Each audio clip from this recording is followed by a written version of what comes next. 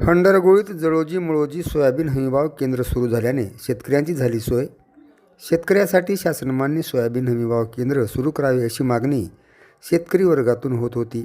याची दखल घेत उदगीर तालुक्यातील हंडरगोळी येथील संत जळोजी मुळोजी प्रोड्युसर कंपनीद्वारा नववर्षाच्या मुहूर्तावर सोयाबीन केंद्र सुरू केले असल्याने परिसरातील शेतकऱ्यांनी याचा लाभ घ्यावा असे आवाहन जळोजी मुळोजी प्रोड्युसर कंपनीच्या वतीने दयानंद गुद्दे यांनी केले आहे।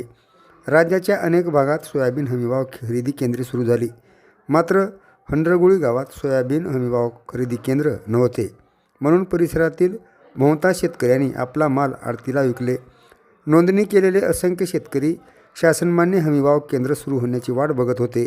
1 जानेवारी रोजी संत जळोजी मुळोजी सोयाबीन हमीभाव खरेदी केंद्र हंडरगोळी येथे सुरू करण्यात आल्याने परिसरातील शेतकऱ्यांना या हमीभाव केंद्राचा मोठा फायदा होणार आहे।